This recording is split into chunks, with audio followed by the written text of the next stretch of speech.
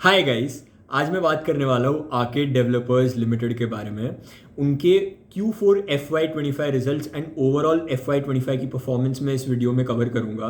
If you don't know about Arkade Developers Limited, मैंने इसके ऊपर ऑलरेडी एक वीडियो बनाई हुई है in detail. If you are watching this video on X, then you can find that video in the quoted tweet below, and if you are watching this video on YouTube, then I link the older video of Arkade Developers below. You can go watch it and उसमें आपको पूरा समझ जाएगा कि arcade developers की company history क्या रह चुकी है, वो लोग क्या करते हैं, क्या उनका फ्यूचर में Q3 के हिसाब से दिख रहा था। अब मैं बात करूंगा Q4 के रिजल्ट के बारे में एंड देन ओवरऑल FY26 की गाइडेंस के बारे में एंड थोड़ा बहुत हम उसके फाइनेंशियल्स के बारे में कवर करेंगे। सो या let's get into the video. 1986 में एस्टैब्लिश हुई ये एक ऐसी कंपनी है which is now counted amongst the 10 top developers in the Mumbai metropolitan region. Mumbai metropolitan region एक ऐसी जगह है जहाँ पे प्रेस्टीज डेवलपर्स जो कि बैंगलोर से आया है, DLF जो कि गुड़गांव से आया, इतने बड़े बड़े नाम भी घुसने की कोशिश कर रहे हैं मुंबई में। मतलब आपको पता होगा मुंबई में कितना ज़्यादा रियल एस्टेट का स्कोप है। If you are watching this, if you are living in Mumbai and if you are watching this, तो आपको खुद को पता होगा रियल एस्टेट के प्राइसेस मुंबई में कितने ज़्यादा एक्सपोनेंशियली इंक्रीज हुए हैं ओवर द पास्ट 10, 15, 20, 25, 30 ईयर्स। ठीक है, कुछ लोग बोलेंगे कि रियल एस्टेट एक साइक्लिकल बिजनेस है, but companies like Arkade Developers are proving them wrong here. If I talk to you about the IPO, उन्होंने IPO में रेज किया था 410 crore with 113 times over subscription. Entire issue was fresh issue. ठीक है, उन्होंने अभी FY25 में हाईएस्ट एवर प्री सेल्स किया है उन्होंने अपना 773 करोड़ का, followed by a collection of 716 crore. Now what do you mean by pre sales? Pre sales basically ऐसी चीज़ें होती हैं जो कि प्रोजेक्ट जो आपने लॉन्च किया है, प्रोजेक्ट बना नहीं है, आपने उसका प्रोजेक्ट कंप्लीट नहीं हुआ, बट प्रोजेक्ट कंप्लीट होने के पहले ही आपने अपने जो यूनिट्स है वो बेच दिए हैं, उसको बोलते हैं प्री सेल्स। उन्होंने 773 करोड़ का प्री सेल्स किया, which is up 20% year on year. अगर मैं बात करूँ गोरेगांव में, उन्होंने अभी फिल्मिस्तान में, if you are watching this from Mumbai तो आपको गोरेगांव में फिल्मिस्तान स्टूडियोज़ पता होगा, 4 एकड़ का लैंड उन्होंने अक्वायर किया है वहाँ पे। कि रीडेवलपमेंट एग्रीमेंट्स जो हैं उनके, वो अभी एक बोरीवली में है, एक मलाड में है, और सबसे बड़ा उनका आज तक का one of the largest projects redevelopment में उनका खुला है आनंद नगर दहीसर में with a GDV of 1700 crore. Malad west का जो उनका GDV है दैट इज़ अराउंड 750 करोड़।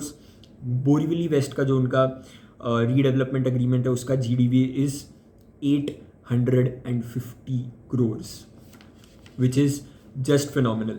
अगर मैं फाइनेंशियल्स की बात करूँ तो Q4 को हम कंपेयर करेंगे with Q4 of last financial year. तो अगर मैं उस कंपैरिजन के बेसिस पे बात करूँ तो उनका रेवेन्यू 9% से इंक्रीज़ हुआ, EBITDA उनका 65% से इंक्रीज़ हुआ, पैट उनका इंक्रीज़ हुआ 70% से। FY25 वर्सेस FY24 की बात करूँ तो उनका रेवेन्यू फिर से 9% से ही इंक्रीज़ हुआ, EBITDA उनका इंक्रीज़ हुआ 23% से, एंड पैट उनका इंक्रीज़ हुआ 28% से। EBITDA मार्जिन और पैट मार्जिन दोनों में इंप्रूवमेंट देखी गई है on a consolidated yearly basis. अगर मैं बात करूँ, EBITDA मार्जिन उनकी 30% थी FY25 में, which was 26% in FY24. PAT margin was 22% in FY25, which was 19% in FY24. जो गाइडेंस है, उन्होंने कुछ भी अभी एक बेंचमार्क गाइडेंस नहीं दिया है, उन्होंने बॉल पार्क नंबर्स दिए हैं, उस पर भी मैं आगे बताऊंगा आपको, but clear cut concrete guidance उन्होंने कुछ भी नहीं दी है। उन्होंने कहा है वो लोग 4 प्रोजेक्ट्स लॉन्च करने वाले हैं इस फाइनेंशियल ईयर में। मॉनसून्स में तो वो लोग लॉन्च नहीं करेंगे, आई don't think so they will do any launches in the monsoon, but या जैसे ही मॉनसून वाला क्वार्टर खत्म हो जाएगा उसके बाद से वी कैन एक्सपेक्ट लॉन्चेस। जो फेस्टिव सीजन आएगा दिवाली में, क्रिसमस में, they will launch new and new projects. अगर मैं बात करूँ, उनका एक मलाड वाला प्रोजेक्ट है which will get launched in Q4 of FY26। Currently उनके पास अराउंड 2000 करोड़ है under development of GDV। There is around like 6700 crore का GDV है विच इज़ इन पाइपलाइन। उनके पास 900 करोड़ की इन्वेंट्री अभी बैलेंस शीट पे पड़ी हुई है। उसमें से मैं बात करूँ तो 45 करोड़ जो है उनका अनसोल्ड इन्वेंट्री है in their OC received projects, 85 crore जो है उनका आर्केड पर्ल और आर्केड ईडन में है, जिसका रेवेन्यू उन्होंने इस साल ही रिकग्नाइज करना स्टार्ट किया है. If I talk to you about the revenue recognition, they follow a 25% benchmark completion model, which means that जब उनके प्रोजेक्ट का 25% कॉस्ट, कंस्ट्रक्शन कॉस्ट का बेंचमार्क मीट हो जाता है, then they start actually recognizing the revenue. अगर आपको कुछ कुछ टर्म्स जो है जो मैं यूज़ कर रहा हूँ, GDV हो गया या अनसोल्ड इन्वेंट्री हो गया उनका, या फिर ये जो मैंने आपको अभी एक्सप्लेन किया, वो अगर आपको नहीं समझ आ रहा है तो आई अर्ज यू आप वो जाके पुराना वाला मेरा वीडियो देखो, आपको अच्छे से समझ जाएगा. मैंने पूरा कवर किया है. इस वीडियो में मैं फिर से बिजनेस नहीं कवर करूँगा, because obviously these videos are very short, they need to be crisp. अगर मैं बात करूँ फिल्मिस्तान वाले उनके लैंड की, तो वो फिल्मिस्तान वाले लैंड की जो अभी करंटली वैल्यू है दैट इज़ अराउंड 175 करोड़. बाकी का जो उनका इन्वेंट्री है दैट इज़ जो उनका Arkade Nest, Arkade Rare, Arkade Vista और आर्केड व्यूज़ वाले जो उनका प्रोजेक्ट्स है उसमें से आ रहा है. उसमें जो अभी इन्वेंट्री है बाकी का, वो इतना ज़्यादा क्यों दिख रहा है? बिकॉज वहाँ पे 25% का बेंचमार्क उन्होंने मीट नहीं किया है, जिसकी वजह से उन्होंने अभी तक रेवेन्यू रिकग्निशन स्टार्ट नहीं किया है. तो वो इन्वेंट्री बैलेंस शीट पे दिखेगी.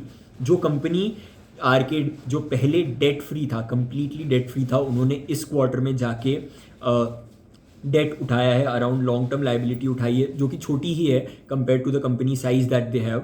50 करोड़ की ही उन्होंने लॉन्ग टर्म लाइबिलिटी ली है. उनके पास करंटली कैश और म्यूचुअल फंड्स जो है, कैश उनके पास 110 करोड़ का है, म्यूचुअल फंड उनके पास 120 करोड़ का है, विच मीन्स दैट उनकी long term liability is completely secured of, net debt free है वो लोग. बट या डेट फ्री वाला जो उनके पास एक वो था, वो अभी उनके पास नहीं है. I am sorry, I am forgetting the term. But या जो दोनों टॉप लाइन और बॉटम लाइन है उसमें 20 to 25% की ग्रोथ देखी जा सकती है. एग्जैक्ट नंबर्स उन्होंने नहीं दिए हैं. I will come to the जो उन्होंने एक ओवरऑल नंबर दिए हैं उस पर भी मैं आपको अभी बताऊंगा. मॉनसून में जैसे मैंने आपको बता दिया, कोई भी प्रोजेक्ट्स उनके नहीं लॉन्च होंगे. डेट पे अगर मैं बोलूँ तो they are very sensitive of debt, मतलब उन्होंने डेट नहीं अवॉइड करने की कोशिश ही की है. अभी उन्होंने जाके डेट लिया है, बट या आगे जाके I don't think so they will be taking on more debt. But even if they do, it will be for expansion, so it's all good. Debt is a part and parcel of the business. अगर मैं बात करूँ उनके overall benchmarking की, तो उन्होंने इस साल में पूरे फाइनेंशियल ईयर में they did 775 crore of pre sales, which means that management का क्या कहना है कि वो लोग 900 से 1000 करोड़ तक का ओवरऑल टॉप लाइन कर सकते हैं, जिसमें से 450 से 500 करोड़ उनका H1 में आ सकता है. माइंड यू, आ सकता है. These are not concrete figures, management ने रीइटरेट किया है. These are just ballpark estimates, they are not to be taken as concrete guidance. आगे जाके मुझे लगता है कि मैनेजमेंट और गाइडेंस देने की कोशिश करेगा. बट या as you very well know, real estate है, रियल एस्टेट एक साइक्लिकल बिजनेस कहा जा सकता है. बट आपको नहीं पता है कि एक भी प्रोजेक्ट अगर डिले हो जाएगा तो शेयर प्राइस पिट जाएगा, which you very well know. But the management, the market wants execution. Market को एग्जीक्यूशन चाहिए, and management is currently not like, जो मार्केट है वो रिवॉर्ड करता है एग्जीक्यूशन को, बट अभी तक मैनेजमेंट ने कुछ एग्जीक्यूट करके दिखाया नहीं. अगर मैं आपको बात करूँ टॉप लाइन, तो उन्होंने 9% से ही इंक्रीज़ की है. जब ये टॉप लाइन इंक्रीज़ होने लगेगी अच्छे खासे फिगर से, तब जाके मार्केट इसको रिवॉर्ड करेगा. अच्छे से इसका री रेटिंग होने के चांसेस है. Mind you, please don't take this as a buy sell recommendation.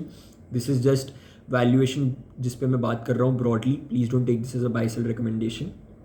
But या बिजनेस साइड पे Q4 FY25 एंड FY25 के लिए आर्केड डेवलपर्स के लिए मेरे पास बस इतना ही है. I'll see you in the next one with more business updates. That's all for today. Thank you.